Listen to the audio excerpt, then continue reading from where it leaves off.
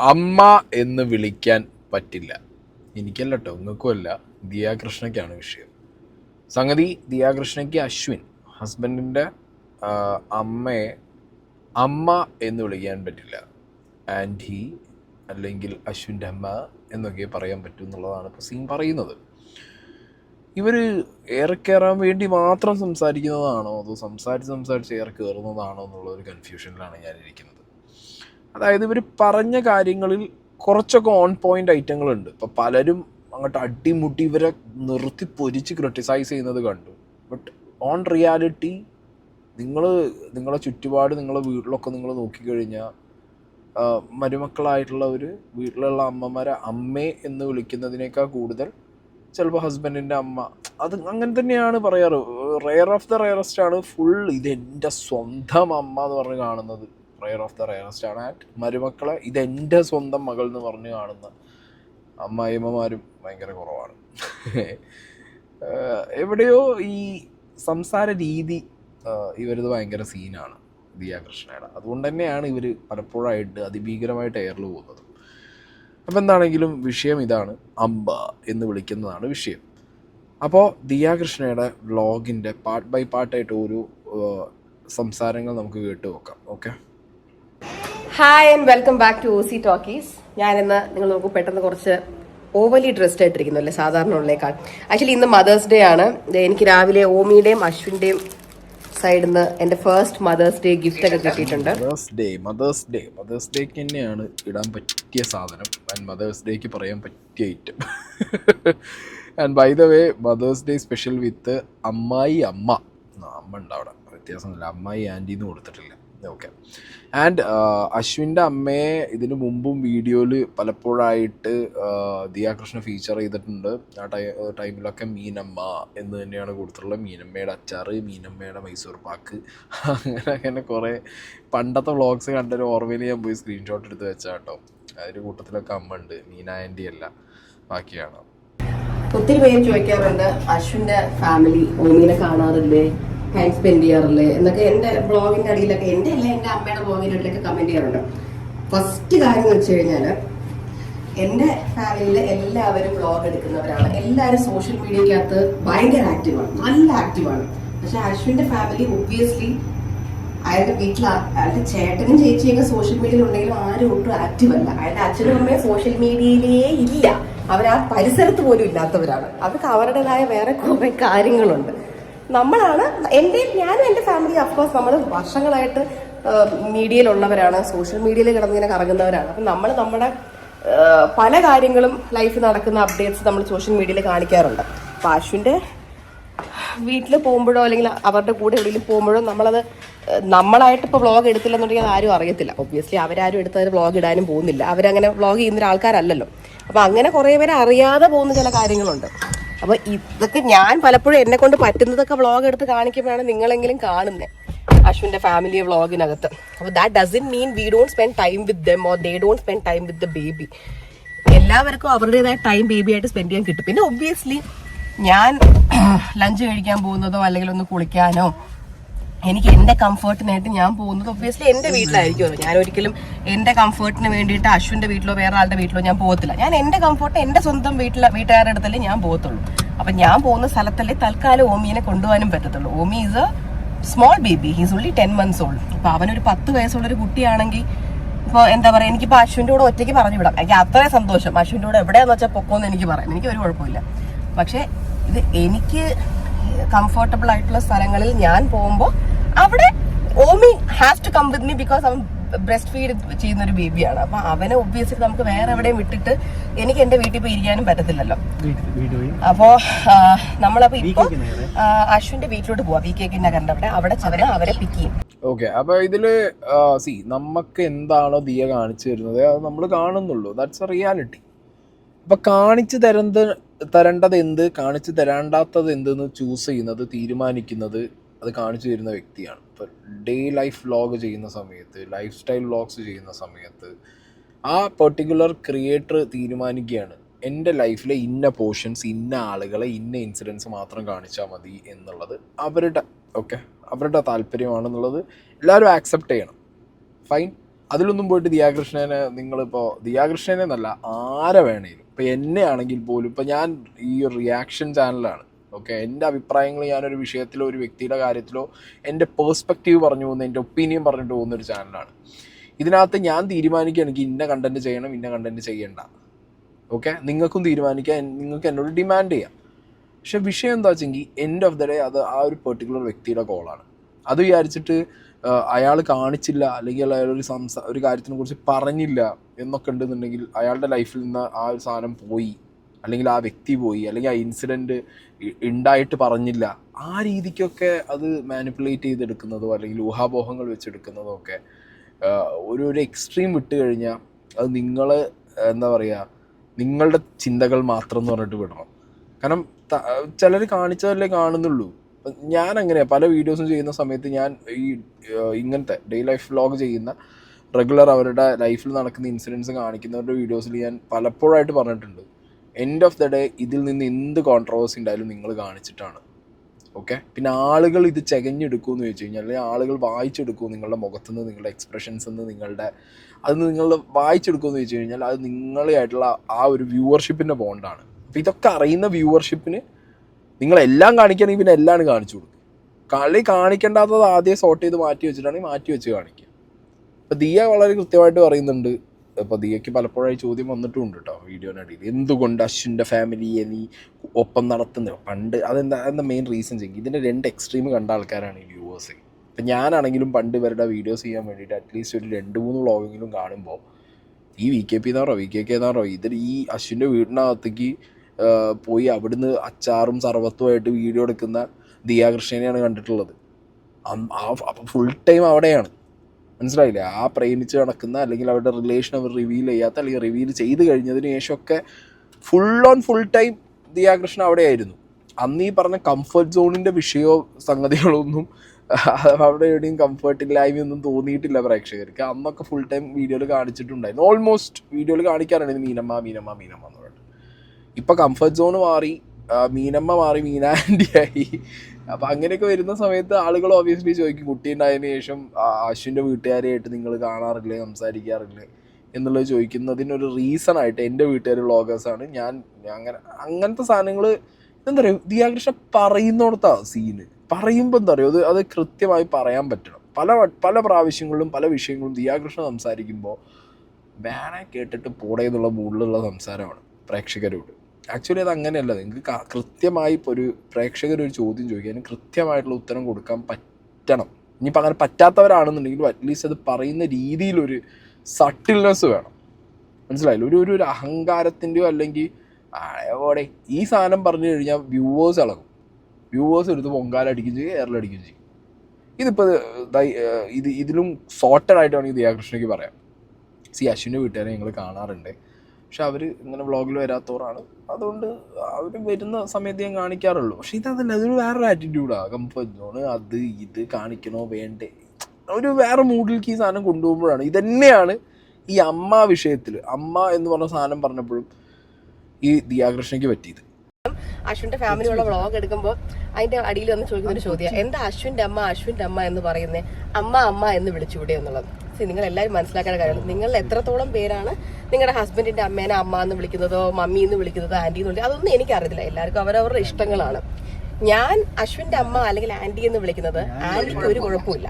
Okay, ഇതുവരെ ഇത് ഓക്കെയാണ്. ഇത് കേട്ടിട്ട് നിങ്ങൾക്ക് വല്ല പ്രശ്നമൊന്നും. എനിക്കിത് ആദ്യം കേട്ടപ്പോൾ എനിക്ക് വലിയ സീൻ തോന്നിയില്ല. ഈ ഒരു പോർഷൻ വരെ കേട്ടപ്പോൾ ഒരു സീൻ തോന്നിയില്ല. കാരണം ഇപ്പോൾ സ്നേഹം സംസാരിക്കുമ്പോഴും സായിൻ്റെ അമ്മ ഓക്കെ, അത് സ്നേഹം അങ്ങനെയാണ് പറയുക, സായിൻ്റെ അമ്മ എന്ന് തന്നെയാണ് പറയുക. അപ്പോൾ ഇത് എനിക്ക് തോന്നുന്നു ഒട്ടുമിക്ക എല്ലാവരും, മോസ്റ്റ് മെജോറിറ്റി ഓഫ് എന്താ പറയുക, കല്യാണം കഴിഞ്ഞ് ഭാര്യമാർ ഭർത്താവിൻ്റെ അമ്മ എന്ന് തന്നെയാണ്, അതായത് ഹസ്ബൻഡിൻ്റെ പേര് പറഞ്ഞിട്ട് അമ്മ തന്നെയാവും പറയുക. പിന്നെ കാണുന്ന സമയത്ത് ചിലപ്പോൾ അമ്മ എന്ന് വിളിക്കും, ചിലർ അമ്മ എന്ന് വിളിക്കാത്തവരുണ്ട്, ആൻറ്റി എന്ന് വിളിക്കുന്നവരുണ്ട്.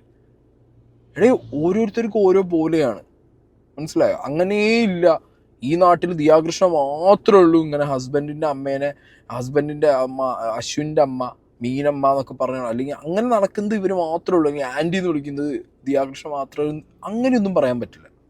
അല്ലെങ്കിൽ ഇനി ദിയാകൃഷ്ണനോട് ഇനി അമ്മയെ എന്ന് വിളിച്ചേ പറ്റൂ എന്ന് പറയാൻ പറ്റൂ? ഇല്ല, അവരുടെ താല്പര്യമാണ് അവരെന്ത് വിളിക്കണം എന്നുള്ളത്. എൻഡ് ഓഫ് ദ ഡേ അവരുടെ അമ്മായിയമ്മയ്ക്ക് അതൊരു വിഷയമല്ല, ഇവർക്കും ഇതൊരു വിഷയമല്ല എന്നുണ്ടെന്നുണ്ടെങ്കിൽ പിന്നെ പറഞ്ഞിട്ട് എന്ത് കാര്യം.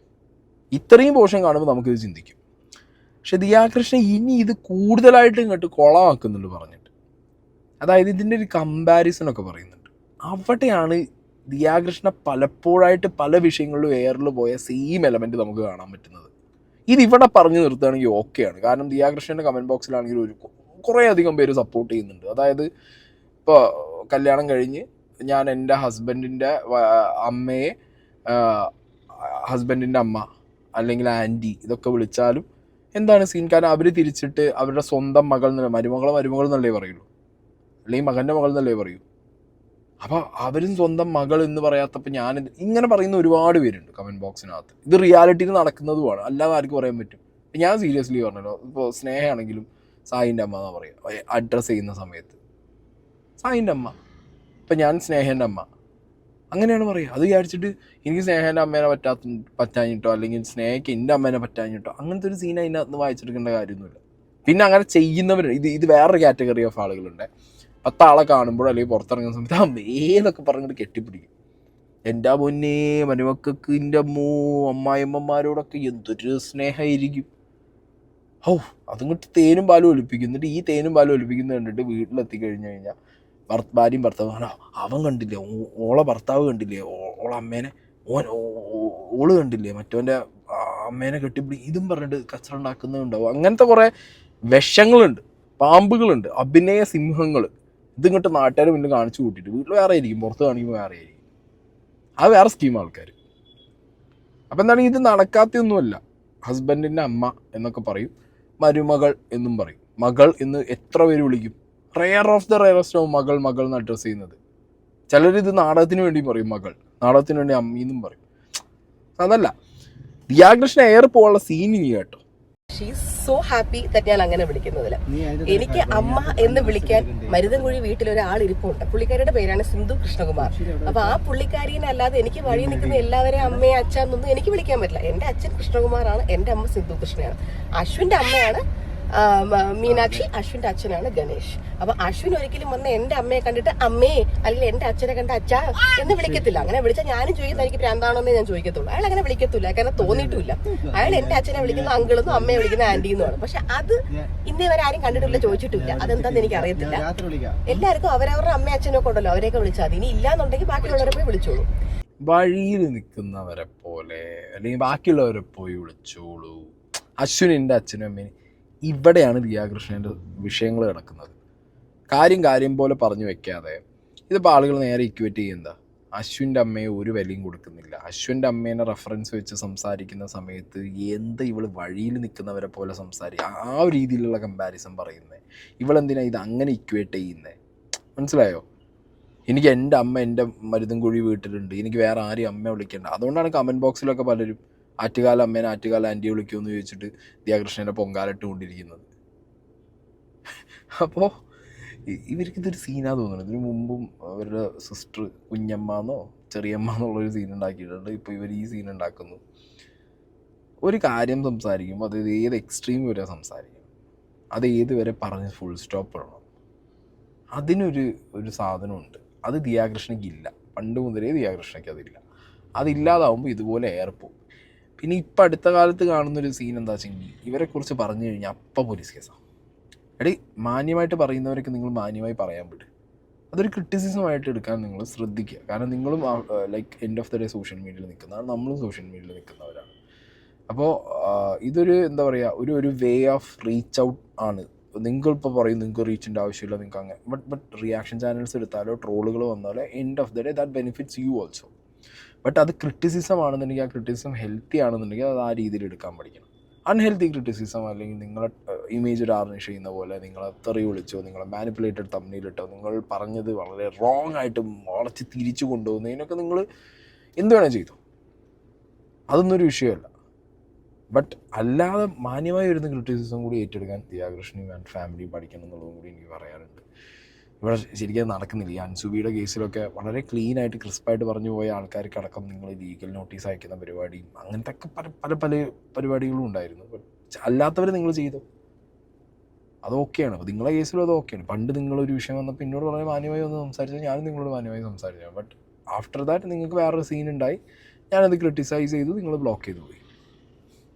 പിന്നെ നിങ്ങളുടെ മറ്റേ ഓർണമെൻറ്റ്സിൻ്റെ ഷോപ്പിൻ്റെ വിഷയം വന്നു. അപ്പോഴും നമ്മൾ വിഷയം നിങ്ങളെ ഭാഗത്തുനിന്ന് മനസ്സിലാക്കി കാര്യമായിട്ട് നിങ്ങളെ ഭാഗത്തുനിന്ന് സംസാരിച്ചു. അപ്പോൾ ഒരു വിഷയത്തിൻ്റെ അടിസ്ഥാനത്തിലാണ്, ഒരു വിഷയത്തിൻ്റെ മുകളിലാണ് എല്ലാവരും സംസാരിക്കുന്നത് എന്നുള്ളതിന്, എല്ലാവരും അല്ലെങ്കിലും ഞാനൊക്കെ സംസാരിക്കുന്നത് എന്നുള്ളത് എനിക്ക് ധൈര്യമായിട്ട് പറയാൻ പറ്റും. ഓക്കെ, അപ്പോൾ കമ്മിങ് ടു ദിസ് മാറ്റർ, ദിയാകൃഷ്ണയുടെ നാക്കിന് പിഴ പറ്റുന്നത് ഇവിടെയാണ്. നാക്ക് പിഴ പറ്റുന്നത് ഇവിടെയാണ്. അതായത് സംസാരിച്ച് അങ്ങോട്ട് കയറി പോവും ഇവർ. പിന്നെ അത് മാത്രമല്ല, ഇപ്പൊ നാളെ ഓമി കല്യാണം കഴിച്ച് വേറെ എങ്ങോട്ടെങ്കിലും പോകുന്നു. അപ്പൊ ഓമിയുടെ വൈഫിന്റെ അമ്മേനെ ഓമി ചെന്ന് അമ്മ എന്ന് വിളിച്ചാൽ ഞാൻ അവനോട് ചോദിക്കും, അപ്പൊ ഞാൻ ആരെന്ന് ഞാൻ ഉറപ്പായിട്ടും ചോദിക്കും. എനിക്കിപ്പോ ഓമി വേറൊരാളെ പോയി അമ്മ എന്ന് വിളിച്ചാൽ എനിക്ക് സ്ട്രെസ് ആവും. എനിക്ക് എന്നെ മാത്രം വിളിച്ചാൽ മതി, അമ്മ വേറെ ആരെയും വിളിക്കുന്നത് എനിക്ക് ഇഷ്ടപ്പെടത്തില്ല. അപ്പൊ അതേപോലെ തന്നെ ഇപ്പൊ അശ്വിന്റെ അമ്മയ്ക്കായാലും എന്റെ അമ്മയ്ക്കായാലും എല്ലാവർക്കും അവരവരുടെ പിള്ളേർ അമ്മ എന്ന് വിളിക്കുന്നതായിരിക്കത്തില്ല ഇഷ്ടം. എല്ലാവരും കൂടെ വന്നിട്ട് അമ്മയെന്ന് വിളിക്കാൻ കാവിലെ അമ്മയൊന്നും അല്ലല്ലോ. എനിവേസ്, ആ ഒരു കമന്റിനുള്ളൊരു ആൻസർ ആയിട്ട് ഞാൻ തന്നതാണ്. കാരണം എപ്പോഴും ആൾക്കാരത് ഇട്ടിട്ട് വെറുപ്പിക്കുന്നുണ്ട്. കണ്ട് മടുത്തിട്ട് ഞാനൊരു ഉത്തരം തന്നേ ഉള്ളതിന്. കാവിലമ്മയാണെന്നുണ്ടെങ്കിലും ഈ സംസാരം കേട്ട് കഴിഞ്ഞാൽ ദിയാകൃഷ്ണ ഇനി മേലെ എന്നോട് കാവിലമ്മ എന്ന് വിളിച്ചു പോരുത്. കാവില ആൻറ്റീന്നോ കാവിലെ കുഞ്ഞമ്മയ്ക്കോ അമ്മ വരുണ്ടല്ലോ, വേറെ എന്തെങ്കിലുമൊക്കെ വിളിച്ചോന്ന് പറഞ്ഞിട്ട് അവർ ചിലപ്പോൾ തിരിച്ചു പറയും ഈ കാവില ഐറ്റം. ആൻഡ് ഓമി ചെറിയ കുട്ടിയാണ് ഇപ്പം. ഇത് വളർന്ന് വലുതായി ഓമി പിന്നെ ഒരു കല്യാണം കഴിച്ച് പിന്നെ ഓമി ഒരു അമ്മ എന്നൊരാളെ വിളിച്ച് ഇതിനൊക്കെ ഇത്ര സമയമുണ്ട്. ഇത് ഓമിക്കൊരു ഒരുമാതിരി ആ കുട്ടിയുടെ ഒരു ഫ്രീഡം ഇപ്പോഴേ കട്ട് ചെയ്ത് തുടങ്ങുന്ന ഒരു ടോക്സിക് അമ്മ എന്ന് പറഞ്ഞ പോലത്തെ ഒരു ഐറ്റം നിങ്ങൾ എടുത്തു വെക്കരുത് ദയവേത് പ്ലീസ്. ഓക്കെ, അതങ്ങനെയല്ല വേണ്ടേ, അതൊക്കെ ഒരാളുടെ താല്പര്യമാണ്. ഇപ്പോൾ ഞാൻ ലൈഫിൽ അങ്ങനെ എല്ലാവരും കയറി അമ്മ എന്ന് വിളിക്കുന്ന ഒരാളാണ്. ഞാൻ എൻ്റെ അമ്മേനെ തന്നെ വളരെ റെയറായിട്ടാണ് അമ്മ ഭക്ഷണം, റെയർ ഇൻ ദ സെൻസ് കാഷ്വലായിട്ട് അമ്മയെ ഭക്ഷണം താക്കാണ് അമ്മേനെ ഞാൻ കൂടുതലായിട്ട് വിളിക്കാറ്. അല്ലാത്ത പക്ഷം ഞാൻ എവിടെ ആ സാധനം ഉണ്ടോ ഇങ്ങനെ ഉണ്ടോ അങ്ങനത്തെ ഒരു ഇതാണ്. ഞാൻ അങ്ങനെ എല്ലാവരും റാൻഡമായിട്ട് കയറി അമ്മ അച്ഛന്ന് വിളിക്കുന്ന ഒരാളുമല്ല. തിരിച്ചിങ്ങനെ നിൽക്കും, അല്ലെങ്കിൽ ആൻറ്റി അങ്കിൾ എന്നൊക്കെ പറയും. അത് അവരോടുള്ള റെസ്പെക്റ്റ് കുറവോ അല്ലെങ്കിൽ ഇഷ്ടക്കുറവോ കൊണ്ടൊന്നും അല്ല. എന്തോ നമുക്കങ്ങനെ, ഞാനങ്ങനെ എല്ലാവരും റാൻഡമായി വിളിച്ച് ശീലിച്ചിട്ടില്ല. അല്ലെങ്കിൽ ഞാനെപ്പോഴും വാക്കുകളിൽ അങ്ങനെ ആൻറ്റി അങ്കിൾ അമ്മ അങ്ങനത്തെ സാധനങ്ങളൊന്നും അധികം ഉപയോഗിക്കാറില്ല. ചിരിച്ചിങ്ങനെ കാര്യങ്ങൾ പറഞ്ഞിട്ട് പോകുന്നുള്ളത് കൊണ്ടായിരിക്കണം മേ ബി. ഇവൻ സ്നേഹൻ്റെ വീട്ടിലാണെന്നുണ്ടെങ്കിലും സ്നേഹൻ്റെ അച്ഛനും അമ്മേനും മമ്മി ഡാഡി എന്ന് വിളിക്കുക. അപ്പോൾ ഞാൻ സ്നേഹൻ്റെ മമ്മി ഡാഡി അങ്ങനെയാണ് ഞാനും പറയാറുള്ളത്. അപ്പോൾ ഞാൻ പറയാം എഗെയിൻ എൻ്റെ വീട്ടിലാണെങ്കിലും ഇപ്പോൾ എന്തെങ്കിലും ദേഷ്യം വരുമ്പോൾ പറഞ്ഞു അമ്മ അല്ലെങ്കിൽ ഫുൾ ടൈം ഈ അമ്മ പറഞ്ഞ പാസം കാണിച്ച് നടക്കുന്ന ഒരാളൊന്നുമല്ല. മേ ബി അത് ഒരു കുട്ടി വളർന്ന് വലുതായി ആ കുട്ടിയുടെ ഓപ്ഷനായിട്ട് നിങ്ങൾ വിട്ടുകൊടുക്കുക ശരിക്കും വേണ്ടത്. അല്ലാതെ നിങ്ങൾ ഇപ്പോഴേ മറ്റേ സാധനം വരും എന്നെ മാത്രമേ അമ്മയെന്ന് വിളിക്കാൻ പാടും. ഇത് എഗ്രിമെൻറ്റ് വയ്ക്കൂ മകനായിട്ട്, എൻ്റെ മകനോമി എന്നെ മാത്രമേ അമ്മ എന്ന് വിളിക്കാൻ പാടും, വേറെ ആരെയും അമ്മ വിളിക്കാൻ പാടില്ല എന്ന് പറഞ്ഞിട്ട്. ആ പയ്യൻ്റെ തീരുമാനമാണ്. അവൻ വലുതായി കഴിഞ്ഞതിന് ശേഷം അവൻ്റെ ഇഷ്ടം, അവൻ്റെ തീരുമാനം, അവൻ ആരെ വിളിക്കണം വേണ്ട എന്നുള്ളത്. അങ്ങനെ എന്നെ മാത്രം അമ്മ എന്ന് വിളിക്കുന്ന രീതിയിൽ പൊസസീവ് ആവുക എന്നൊക്കെ പറഞ്ഞു കഴിഞ്ഞാൽ കുറച്ച് ഓവറാണ്. ഞാൻ എല്ലാ ദിവസവും ഇതുപോലെ ലഞ്ച് കഴിക്കും, എന്റെ കാർ എടുക്കും. ഈ കാറല്ല, അച്ഛന്റെ കാർ, ഇന്നോവ, മറ്റേ പഴയ ഇന്നോവ കാറ്, അതെടുക്കും, അശ്വിന്റെ വീട്ടിൽ പോകും. അത് എനിക്ക് VKK നഗർ എൻ്റെ ഒരു ഡെയിലി പോകുന്ന ഒരു സ്ഥലമായിരുന്നു. വെച്ചാൽ എല്ലാ ദിവസവും രാവിലെ ആകുമ്പോഴത്തേക്കും ഞാൻ അശ്വിനെ വിളിക്കും, ഇവിടെ ഞാൻ വന്നോട്ടേന്ന് ചോദിക്കും, ഞാൻ വന്നോളം പറയും. അയാളുടെ വീട്ടുകാർക്ക് അവസരം കണ്ട് ഒക്കെ എല്ലാ ദിവസവും. പിന്നെ അവര് മൈൻഡ് ചെയ്യാതായി, ബിക്കോസ് ഞാൻ എല്ലാ ദിവസവും വന്ന് കയറിക്കൊണ്ടാണ് ഇരുന്നത്. ആദ്യമൊക്കെ നമ്മൾ ഫ്രണ്ട്സ് ആണെന്നാ വിചാരിച്ചതല്ലേ, പിന്നീടാണ് മനസ്സിലായത് നമ്മൾ രണ്ടുപേരും തമ്മിൽ എന്തൊക്കെയോ കള്ളത്തരം നടക്കുന്നുണ്ടെന്നല്ലേ. ആദ്യം അവർക്ക് അറിയത്തില്ലായിരുന്നു, നമ്മൾ ജസ്റ്റ് ഫ്രണ്ട്സ് ആണെന്ന് വെച്ചാൽ അവരും മൈൻഡ് ഒന്നും ചെയ്യില്ല. പക്ഷെ പിന്നെയാണ് മനസ്സിലായത് ഇങ്ങനെ നമ്മൾ തമ്മിൽ ഭയങ്കര പ്രണയം നടന്നുകൊണ്ടിരിക്കുകയാണെന്നുള്ളത്. പക്ഷെ അത് പെട്ടെന്ന് തന്നെ അവർ തൂക്കിയല്ലേ, പെട്ടെന്ന് തന്നെ തൂക്കി. എന്റെ വീട്ടുകാര്, എന്റെ അമ്മ ആദ്യമേ അത് അറിഞ്ഞായിരുന്നു. പക്ഷെ അമ്മയടുത്ത് ഞാൻ അപ്പൊ ഫ്രണ്ടാ അത് പറഞ്ഞിങ്ങനെ ഇരുന്നു. പക്ഷെ പിന്നീട് ഞാനും അമ്മയുടെ കാര്യം പറഞ്ഞു. Hello, hi hi Omi, say hi. Hi ചൊല്ലുമാ. എന്തോ ആന്റിക്ക് ഇഷ്ടപ്പെട്ടോ ഇവിടുത്തെ ഫുഡ്? ലഞ്ച് ആദ്യമായിട്ടാണോ കഴിക്കുന്നത്? ഡിന്നർ അല്ലേ എപ്പോഴും കഴിക്കണേ? ലഞ്ച് ഫസ്റ്റ് ടൈം അല്ലേ? ലഞ്ച് ഇഷ്ടപ്പെട്ടോ? ലഞ്ചാണോ ഡിന്നറാണോ ഇഷ്ടപ്പെട്ടെ? ലഞ്ച്. അങ്കിളിന് ലഞ്ചാണോ ഡിന്നറാണോ ഇഷ്ടപ്പെട്ടെ ഇവിടുത്തെ? ലഞ്ച്. എനിക്ക് തോന്നി, ഞാൻ പറഞ്ഞില്ല ലഞ്ചായിരിക്കും ഇവർ എൻജോയ് ചെയ്യുന്നത്. ഓമി നല്ല ഉറക്കപ്പിച്ചിലാണ്. ഇന്ന് ഇവരുടെ വെഡിങ് ആനിവേഴ്സറി ആണ്, മദേഴ്സ് ഡേ ആണ് അല്ലേ? ഓക്കെ, അപ്പോൾ ഇതിൽ തന്നെ ഞാൻ നേരത്തെ പറഞ്ഞതിലേക്ക് പോവാണ്. ഈ കംഫർട്ട് സോൺ മാറി നിങ്ങൾ കണ്ടില്ലേ? സ്നേഹം, ഇഷ്ടം, പ്രേമം നടക്കുന്ന സമയത്തൊക്കെ അശ്വിൻ്റെ വീട്ടിലേക്ക് മീനമ്മ മീനമ്മ മീനമ്മ എന്ന് പറഞ്ഞ് കംഫർട്ട് സോണാന്ന് പറഞ്ഞ് കയറി ചെന്ന ആൾ ഇപ്പം നേരെ ഉൾട്ടയായിട്ടുണ്ട്. ഇതൊക്കെ തന്നെയാണ് ദിയാകൃഷ്ണൻ്റെ ബേസിക് വിഷയങ്ങൾ. ഓക്കെ, അവരുടെ എന്താ പറയുക, പലപ്പോഴായിട്ടുള്ള സംസാരവും പലപ്പോഴായിട്ടുള്ള പെരുമാറ്റം, പലപ്പോഴായിട്ട് പറയുന്ന കാര്യങ്ങളിലൊക്കെ ഭയങ്കര ഡിഫറൻസുകൾ തോന്നുന്നുണ്ട്. ചിലപ്പോൾ പറയുന്ന കാര്യങ്ങളൊക്കെ ഭയങ്കര അട്രോഷ്യസ് ആയിട്ട് തോന്നും. എന്തോടി ഇത് എന്ത് എക്സാമ്പിൾ വെച്ചാൽ ഈ സംസാരിക്കുന്നത്? പിന്നെ ഒരു തരം പുച്ഛത്തിൻ്റെ ഒരു ഷെയ്ഡ്സ് ഭയങ്കര കൂടുതലാണ്.